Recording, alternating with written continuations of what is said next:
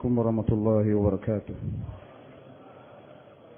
الحمد لله نحمده ونستعينه ونستغفره ونؤمن به ونتوكل عليه ونعوذ بالله من شرور أنفسنا ومن سيئات أعمالنا من يهده الله فلا مضل له ومن يضلله فلا هادي له وأشهد أن لا إله إلا الله وحده لا شريك له وأشهد أن سيدنا ومولانا محمدا عبده ورسوله صلى الله عليه وعلى آله وصحبه وبارك وسلم تسليما كثيرا.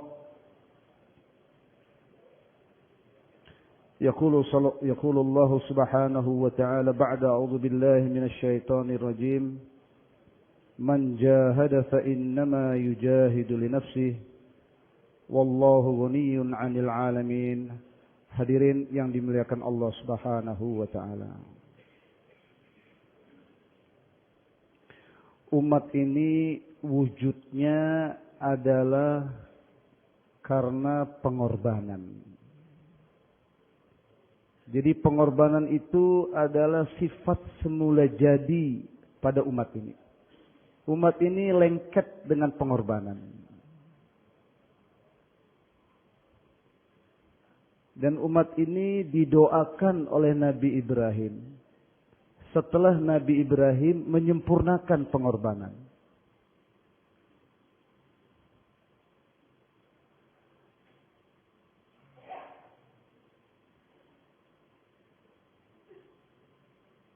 Bukan teori pengorbanan, bukan satu pengorbanan.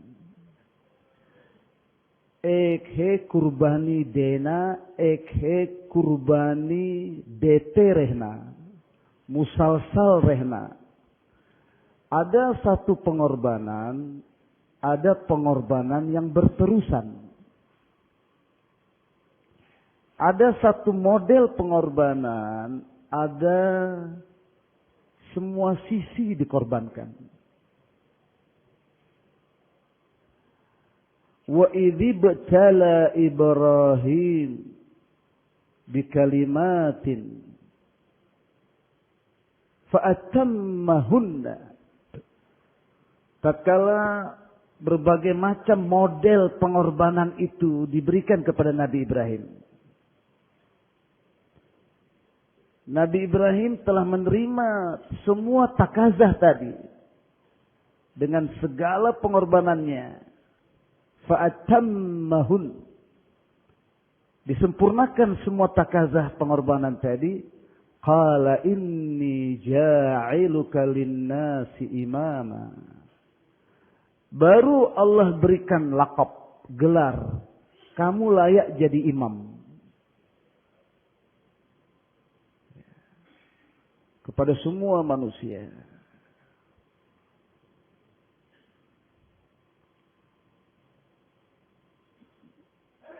Jadi umat ini disiapkan memimpin dunia. Umat ini disiapkan oleh Allah Subhanahu wa taala untuk membawa risalahnya, ayat-ayatnya.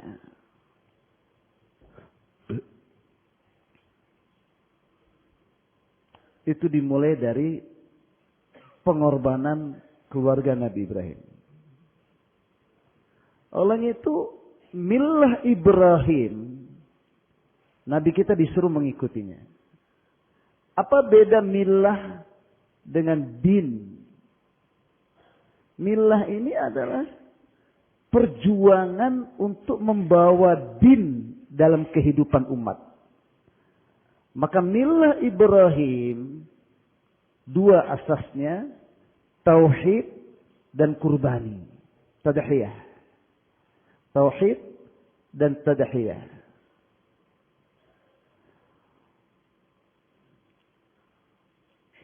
Fattabi' millata Ibrahim hanifa. Ikut millahnya Ibrahim ini yang suci. yang murni, yang suci. Dan kita disuruh mengikuti Nabi.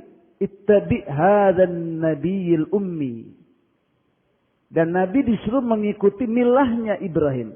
Fattabi' millata Ibrahim hanifah. Nah berarti kita juga disuruh mengikuti milahnya Ibrahim. Siapa yang tidak suka milah Ibrahim? Siapa yang pakai cara-cara untuk membawa agama dalam kehidupan di luar milah Ibrahim? Otaknya enggak waras. Wa may yarghabu 'an millat Ibrahim faqad safiya nafsah. Mereka yang tidak suka dengan program, dengan pengorbanan untuk mewujudkan agama dan dimulai dengan tauhid. Bagaimana hati kosong daripada selain Allah. Inna bura'a'u minkum wa mimma ta'buduna min dunillah.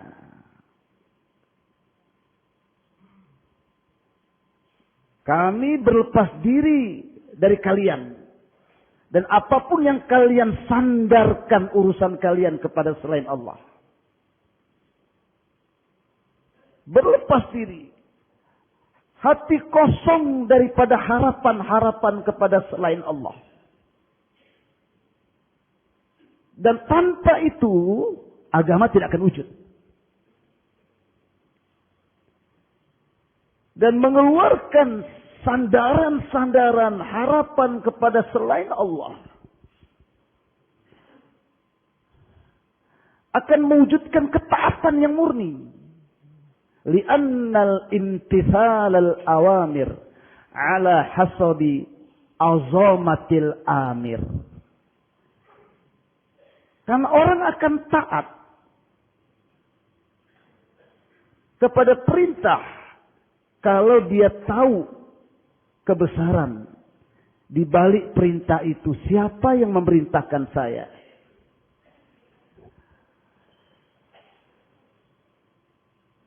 Allah Subhanahu wa ta'ala menjadikan kehidupan keluarga Nabi Ibrahim pelajaran yang berharga untuk umat ini. Agar risalah ini terus sampai hari kiamat. Manusia terdiri dari dua unsur, jasmani dan ruhani. Allah Rabbul Jasad dan Allah juga Rabbul Ruh.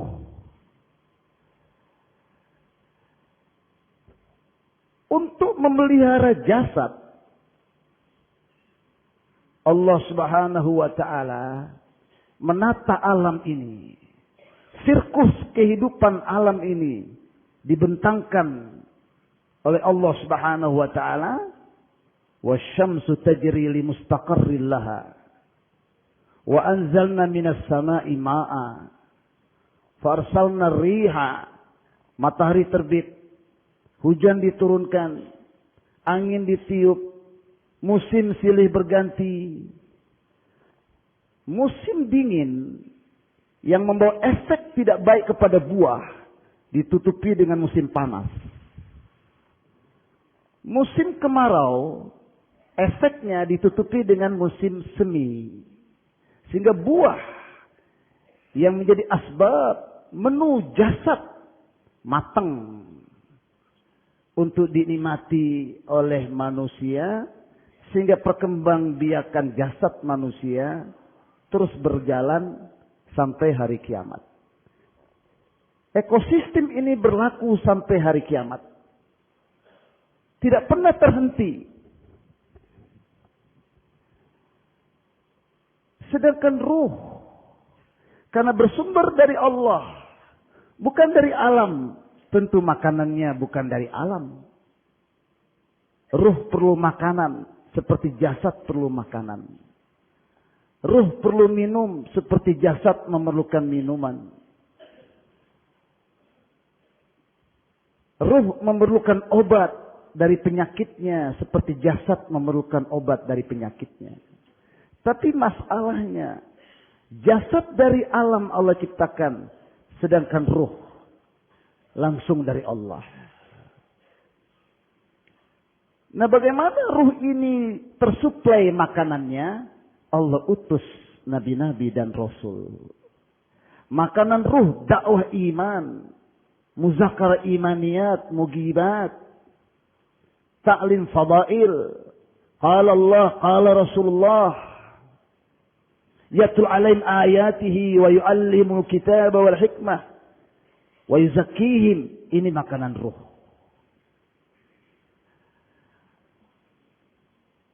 Wa kadzalika arsalna rusulana tatra. Demikian kami utus nabi demi nabi. Wa in min qaryatin illa khala fiha nadhir. Tidaklah setiap kampung kecuali ada nabi di situ.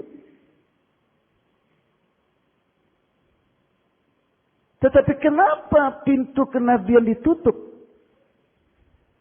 Sedangkan Karkun sendiri tiap tahun masturahnya melahirkan.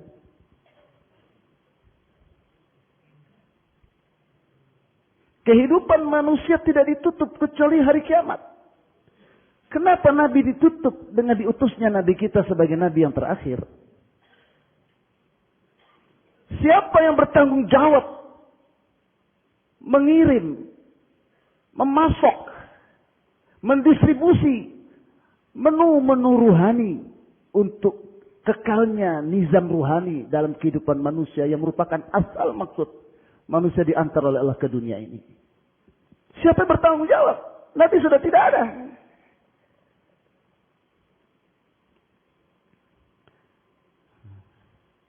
Itu hadirin, jawabannya tentu adalah sudah jauh-jauh dipersiapkan oleh Allah. Wujudnya satu umat. Bukan nabi, umat. Tapi diberikan faraid dan nafilah seperti yang Allah berikan kepada nabi-nabi dan rasul. Ya Isa, inni ba'ith min ba'dika ummah. Wahai Isa, aku mengutus. Seperti Allah berkata kepada Nabi Musa, wa ana ikhtartuka, saya pilih kamu jadi nabi untuk menyampaikan ayat-ayatku kepada Bani Israel. Demikianlah Allah pilih umat ini dengan kalimat mufradatnya, lafaznya berbeda, maknanya sama. Huwa jtabakum.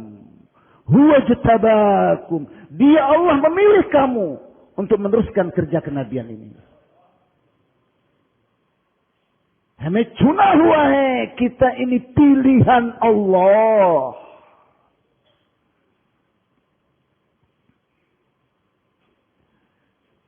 Umat ini kitalah yang bertanggung jawab membagi-bagi menu ruhani. Dan manusia kelaparan di ujung-ujung dunia ruhnya. Kalau ada yang mati di Papua tanpa iman, kalau ada yang mati di Australia tanpa mengenal adanya baginda Nabi yang terakhir sallallahu alaihi wasallam, kalau ada orang di Kanada mati tanpa mengenal salat, kalau ada orang di Afrika mati tanpa mengenal zakat, umat ini bertanggung jawab di hari kiamat nanti.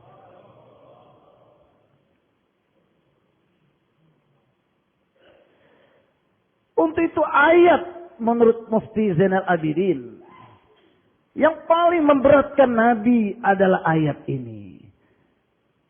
Ya ayyuhan Nabi, balligh ma unzila ilaika min rabbik.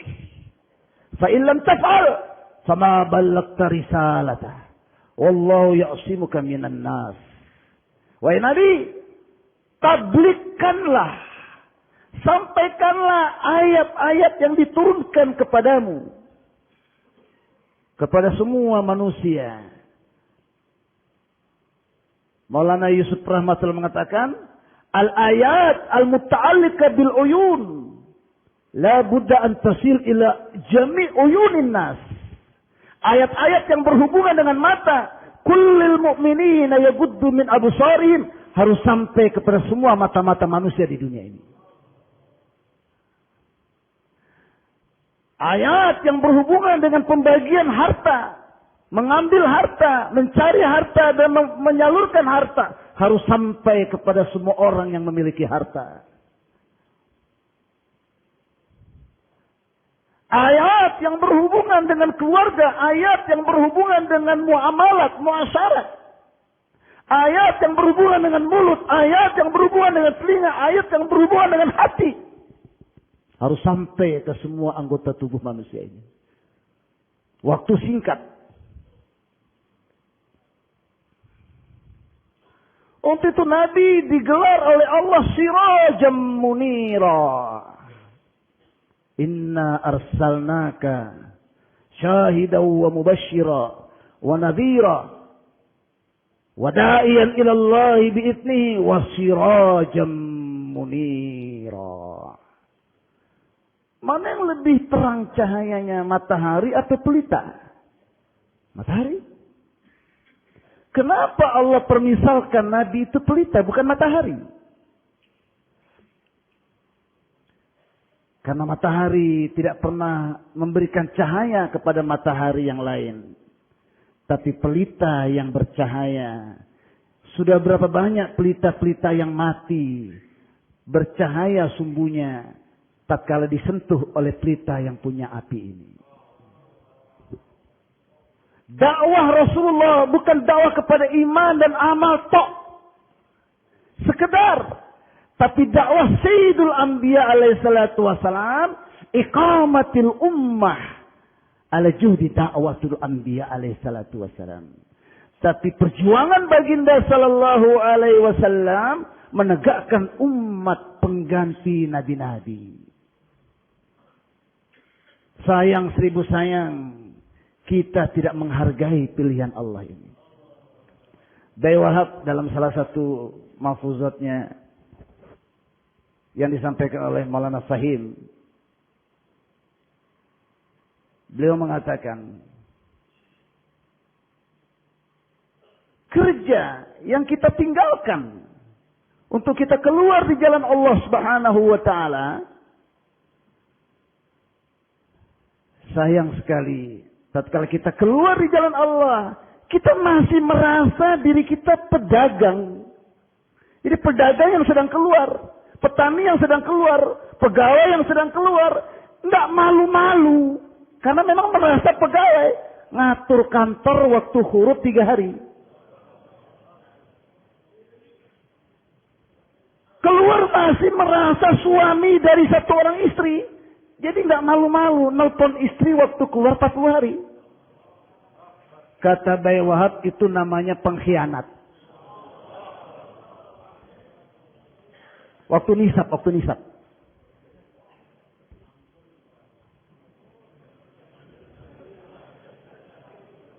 Bahkan Dai Wahab bilang, yang bawa HP waktu nisab itu tablik Americano.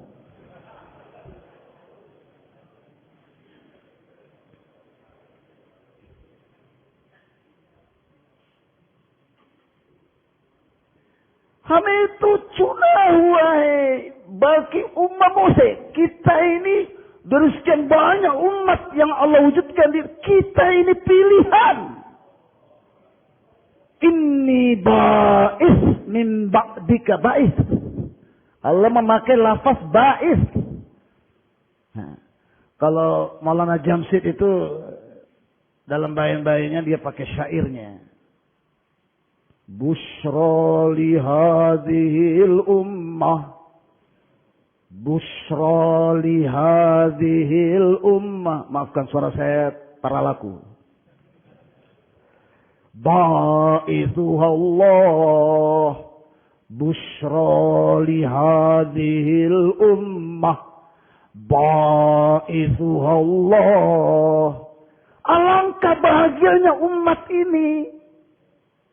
Kenapa? Karena yang mengutus umat ini langsung Allah. Merasa enggak kita sekarang ini sebagai duta-duta besarnya Allah?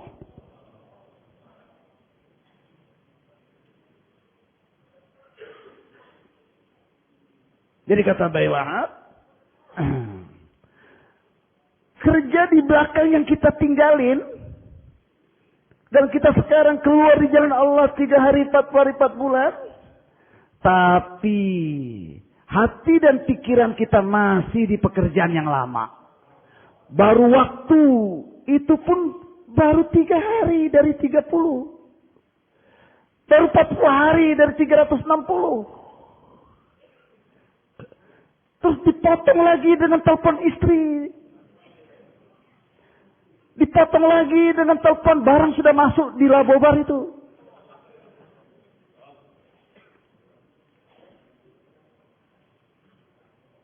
Padahal Hadraji rahmatullahi alaih mengatakan, tatkala kita menyadari bahwa kita adalah khalifah Allah, kita adalah khalifah Rasulullah, kita adalah khalifah kitabullah, kita adalah wakilnya Allah, kita adalah wakilnya Nabi di dunia ini, maka pada saat itu Allah mengatakan, inni ma'aka, saya beserta dengan kamu, dan semua malaikat nizamku yang gaib beserta dengan kamu, dan semua khazanahku beserta dengan kamu, ma'al mab'us kuwatul ba'is, beserta dengan utusan. Pengutus yang mengutus pun beserta dengan dia. Maka siapapun, kata Maulana Yusuf, yang memandang umat ini, yang telah merasa dirinya sebagai khalifah Allah, utusan Allah, siapapun yang memandang umat ini dengan pandangan cibiran, cabaran, dengan pandangan hinaan, dia harus langsung berhadapan dengan Allah.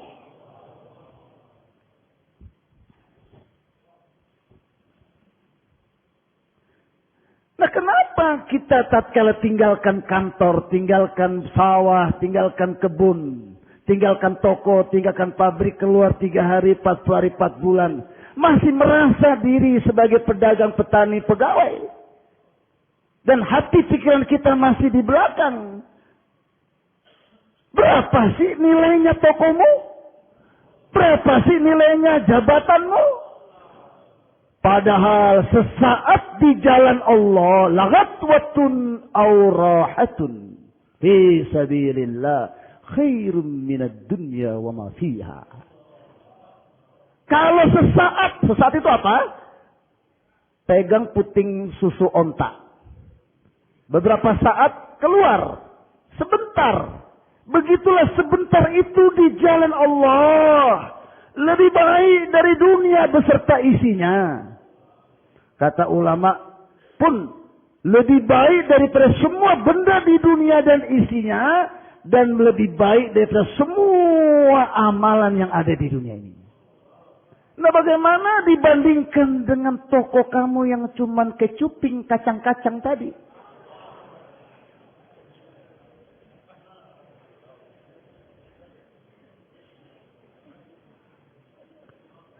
Inni ba'ithum min ba'dika ummah. Akulah mengutus satu umat setelah kamu. Ila asabahum ma yuhibbu syakaru wa hamidu. Wa ila asabahum ma yakrahu sabaru wa tasabu. La ilma wa la hilma. Mereka akan meneruskan kerja nabi-nabi. Ini mahzuf. Dan dalam menunaikan tugas mereka, kalau dimudahkan, banyak dapat taskilan, hidup 5 amal, mudah ke ITB, mudah ke negeri jauh dan sebagainya, misalnya, maka tidak pernah dia hubungkan kenikmatan dan kemudahan itu kepada kehebatan dirinya, tapi dia bersyukur kepada Allah. Sebagaimana Allah telah memilih kita, Allah jugalah yang menyempurnakan sifat-sifat dalam diri kita.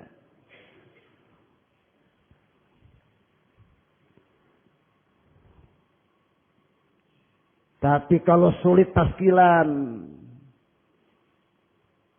banyak tantangan, maka tidak pernah putus asa, tidak pernah kecewa, tidak pernah mundur. Terus istiqomah dalam kerja, sabar menghadapi keadaan tadi, wajah tidak berubah jadi wajah sontoloyo, Wahtasabu, bahkan disambut kesusahan-kesusahan ini melebihi sambutannya kepada malam Idul Fitri. Karena dia yakin di balik penderitaan dan kesusahan ini Allah beserta dengan saya. Innallaha ma'as-sabirin. Karena yang dicari dalam dakwah ini adalah Allah. Fasjud waqtarib. Setiap ucapan dalam dakwah, setiap gerakan pengorbanan dalam dakwah mendekatkan kita kepada Allah. Yang kita cari Allah dalam dakwah ini, bukan cari yang lain. Ma faqada man wajadallah. Kalau orang sudah dapat Allah, adakah yang hilang? Sebaliknya orang yang tidak dapat Allah, malladzi wajada man faqadallah. Apa sih yang didapat kalau orang enggak kedapat Allah? Apa sih yang diterima kalau orang enggak ketemu Allah?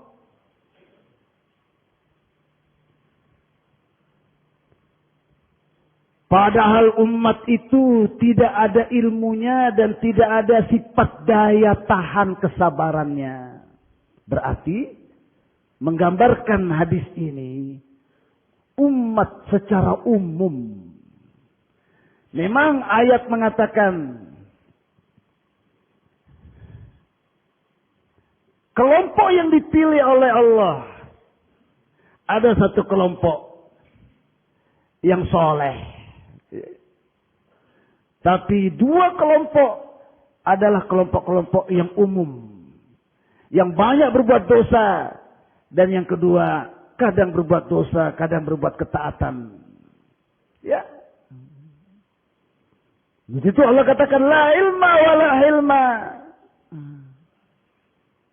Nabi Isa heran. Kaifa yakunu dzalika la ilma wa la hilma? Bagaimana mungkin kerja nabi-nabi? Nabi itu dibentuk. Nabi langsung dibimbing oleh Allah. Baru diberangkatkan ke tengah-tengah umat. Ini umat dari selokan mana, dari mana tempat-tempat. Dipilih juga seperti nabi-nabi dipilih. Mana mungkin?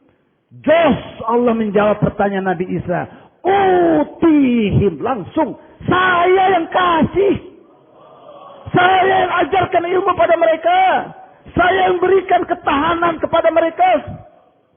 Bahkan Allah langsung menisbahkan ilmu itu kepada dirinya. Utihim min ilmi wa hilmi. Akulah langsung memberikan ilmuku kepada mereka.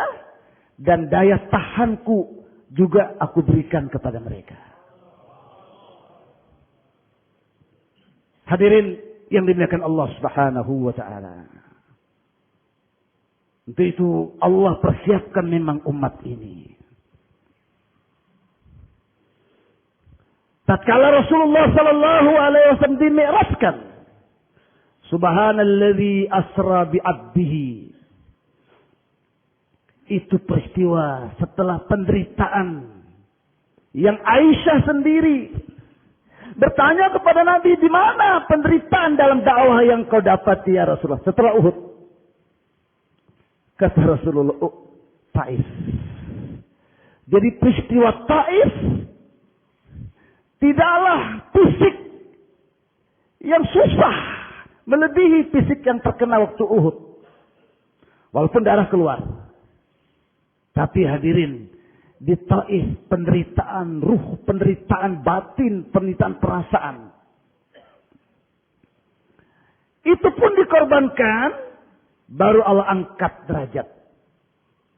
Jadi dai yang akan ditingkatkan oleh Allah. Dai yang bersusah-susah dalam dakwah ini. Jadi kalau kita mau cari enak dalam tabligh, mas, salah alamat, salah alamat.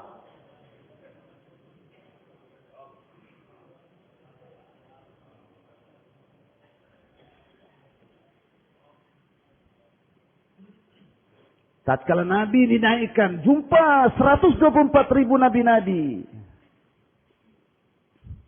Mafhum seakan-akan Allah Subhanahu wa taala berkata kepada baginda sallallahu alaihi wasallam, mereka yang memerangi dan menyakiti kamu sejak kau diangkat jadi nabi sampai Taif kemarin. Puncaknya Taif. Ini akan terus terjadi tatkala kamu pindah nanti dari Mekah. Penderitaan ini cukup dengan kalimat Nabi, uzitu fillah ma lam yuza ahad. Khuwiftu fillah ma lam yukhawwaf ahad. Aku disakiti di jalan dakwah ini yang tidak mungkin siapapun disakiti seperti itu. Dan aku ditakut-takuti, diancam yang tidak mungkin siapapun diancam seperti itu.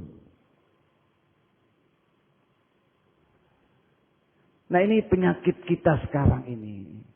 Makin lama kita dalam dakwah, makin jadi fasalah, makin duduk lenggang kangkung di markas, di halaqah.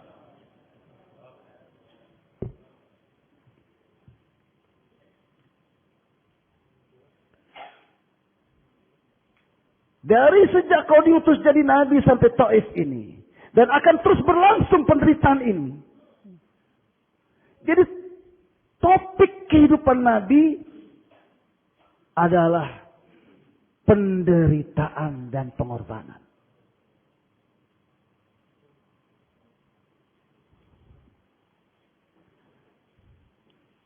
Tapi ingat, berapa banyak mereka yang menyakiti kamu.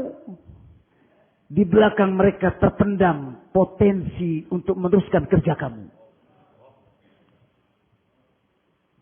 Jadi tidak boleh ada sedikit pun dendam dalam dirimu. Kekecewaan di dalam hatimu. Terus sangka baik kepada mereka. Terus usaha datangi lagi dan lagi kepada mereka. Sehingga tugasmu, jangan kau meninggalkan dunia ini sebelum wujud sahabat majmu'ah. Majmu'atus sahabah. Yang sifat mereka seperti sifat nabi-nabi. Jangan kau tinggalkan dunia ini sebelum wujud kumpulan bilangannya seperti nabi-nabi. Dan sifat mereka pun seperti nabi-nabi. Sehingga agama ini, ayat ini dapat dibawa sampai hari kiamat. Ya, zemedari, tanggung jawab.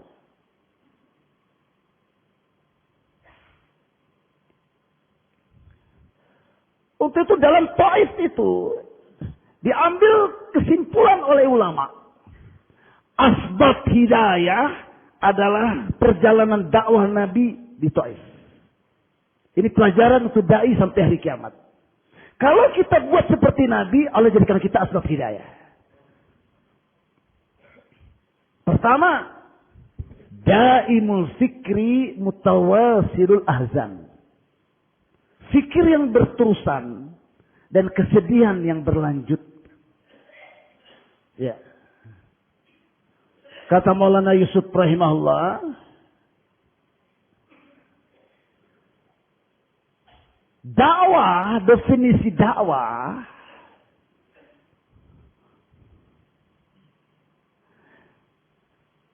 untuk dai ke dilone, fikrone ela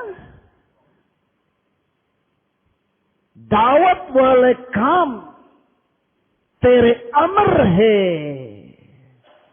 और तेरे हर हर अमर सारे आलम को पहुंचाना मेरे जिम्मे तूने लगाया है. Pikiran dan kerisauan ini menyatu dalam darah dan daging pikiran dai 24 jam walaupun dia mau tidur. Walaupun dia sendirian. Yaitu, ya Allah, tanggung jawab dakwah adalah perintahmu. Dakwah perintah Allah. Seperti kita paham, sholat perintah Allah, zakat perintah Allah, puasa perintah Allah. Demikian juga dakwah perintah Allah. Dan menyampaikan perintah dakwah ini dan cabang-cabangnya. Dan dengan dakwah supaya umat taat kepada ibadah. Ibadah dengan cabang-cabangnya. Buah dari ibadah adalah akhlak dengan cabang-cabangnya muamalah muasyarah. Dan payung daripada semua itu adalah hududu syar'i.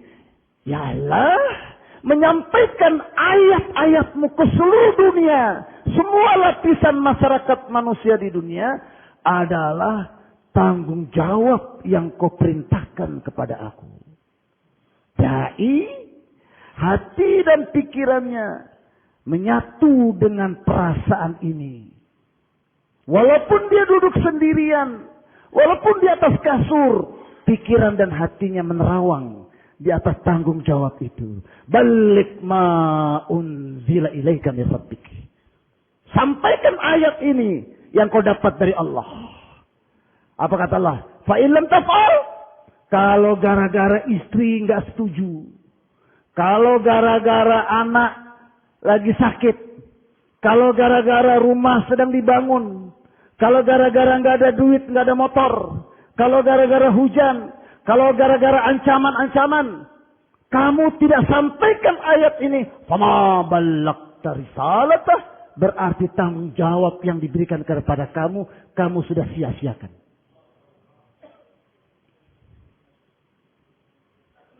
فَلَنَسْأَلَنَّ الَّذِينَ أُرْسِلَ إِلَيْهِمْ وَلَنَسْأَلَنَّ الْمُرْسَلِينَ. Bukan umat saja yang ditanya.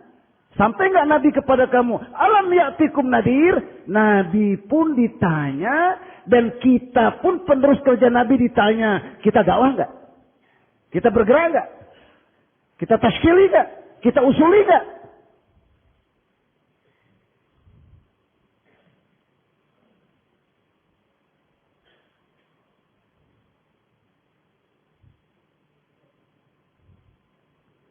Untuk itu Nabi bukan sekedar terima perintah sholat. Tapi Nabi diberikan tanggung jawab. Agar sholat ini berjalan sampai hari kiamat. Maka perlu usaha terus. Agar mereka yang memukul kamu, melempar kamu dengan batu. Berubah. Kau jadi asbab hidayah. Mereka lah yang akan meneruskan kerja kamu setelah kau meninggal dunia.